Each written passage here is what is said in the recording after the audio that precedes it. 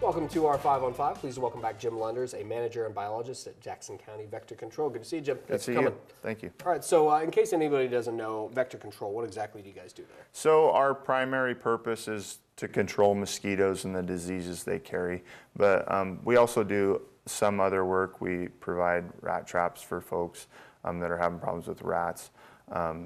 We also do We're also currently doing surveillance for ticks and tick-borne disease. Okay, yeah, and I do want to get into that a little bit, but with it being spring, is there anything in particular that you guys are starting now? So with spring comes the start of mosquito season. So the guys have been out doing larval mosquito control work for a few weeks now. So we're doing that right now to try to control the mosquito population before they become adults later in the season. Sure, get ahead of things, that makes sense. All right, so you mentioned ticks. I understand we haven't studied, or maybe it's been a bit since ticks have been studied, 2 decades here locally. Yeah, so we really don't have a good idea of how much Lyme disease or other tick-borne diseases we have here in Jackson County, because simply nobody's tested for the disease, and it's been about 20 years.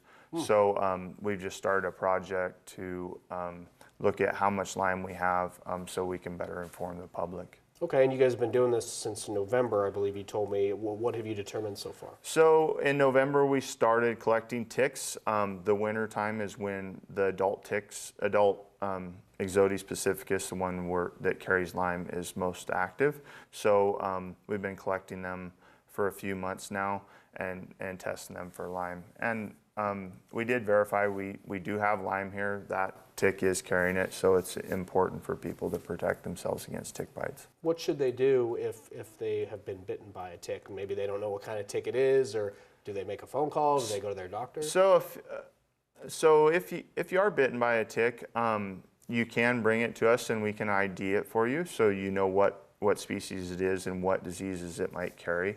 But the big thing is, if you live or work or play in tick-prone areas, as much of Jackson County is, you know, if you have a tick bite, or even if you don't, if you have an unexplained rash, a sudden fever or something, you really should contact your physician and talk to him about it, because it could be something else, but it could be something like Lyme, and really that's a disease that needs to be diagnosed early and treated early for you to not suffer long-term consequences. All right, we're going to take a quick commercial break.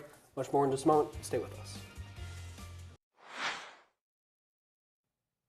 Welcome back to our 5 on 5. Again, we're here with Jim Lunders from Jackson County Vector Control. We're talking about ticks, and you guys have been doing some research about 4 months on this.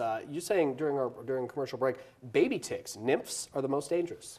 Yeah, so the past research has shown in our area that the nymphal ticks had a higher rate of having the bacteria that causes Lyme. So, and this is the time of year when the nymphs start to come out. So that's going to be the next focus of what we're looking at. But it's also a good opportunity for us to remind folks that they need to be aware that the nymphal ticks do cause Lyme, and they're very, very small, so it's important to do those tick checks every day if you're out in those areas. Can you give us a couple quick tips on how to avoid that? So the biggest things when you're walking a trail, make sure you stay in the center of the trail, avoiding the brush and grass on each side. That's where the ticks are waiting to latch on to your clothing as you walk by. Use an EPA approved insect repellent. The EPA website has a great tool for picking the right repellent for you and your family. And when you get home, change your clothes, dry your clothes. The heat in the dryer is what kills the ticks. If you wash them first, great, but the washer won't kill them. You actually have to dry them to kill the ticks. And then take a shower and do a tick check. The shower, if you have ticks that haven't attached yet, it should wash them off. And if you have a tick attached, the quicker you remove it, the less chance there is that it can transmit a disease to you. All right, very good. Good to see you. Thanks so much. Good to see you. Thank you very much. Appreciate it. Stay with us. We'll be right back.